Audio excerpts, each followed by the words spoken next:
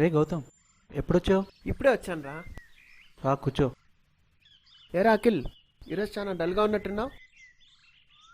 ఈరోజు నిహారికకి ప్రపోజ్ చేయబోతున్నాను రా, కానీ తనేమంటుందని చాలా భయంగా ఉందిరా.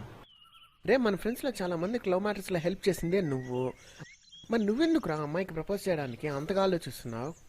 రే, ఆ అమ్మాయికి నీ ప్రేమ గురించి చెప్పమంటే ఫస్ట్ ఇయర్ అంటే సెకండ్ ఇయర్ అంటావు, సెకండ్ ఇయర్ అంటే థర్డ్ ఇయర్ అంటావు, థర్డ్ ఇయర్ అంటే ఫోర్త్ ఇయర్ అంటావు. ఇప్పటికి 4 ఏళ్ళు వేస్ట్ చేసావురా. ఇలానే ఉంటే క్షణాలు పోతే నిమిషాలు, నిమిషాలు పోతానే గంటలు, గంటలు పోతానే రోజులు, వారాలు పోతానే నెలలు, నెలలు పోతానే సంవత్సరాలు, సంవత్సరాలు పోతానే ఇలా చరిత్రలో మిగిలిపోతావురా.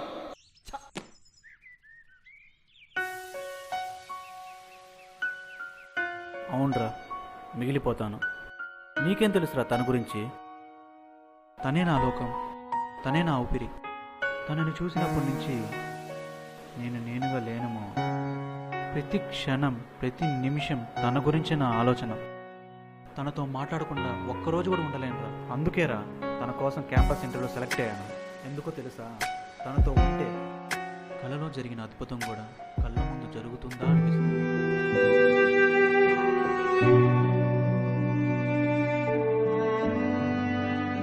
చాలా మంది వాళ్ళ జీవితంలో వాళ్ళ ప్రేమ గురించి చెప్పకుండా బాధపడే వాళ్ళు చాలా మంది ఉన్నారురా. నువ్వు కూడా వాళ్ళల్లో ఒకటిగా కాకూడదు అనేసి నేను కోరుకుంటున్నాను రా. రే, వెళ్ళరా. ఇప్పుడైనా నీ ప్రేమ గురించి అమ్మాయికి ధైర్యంగా చెప్పరా. వెళ్ళరా.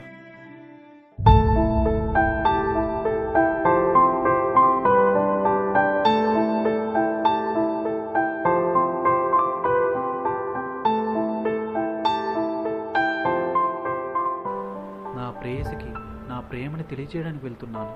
మరి మీరు?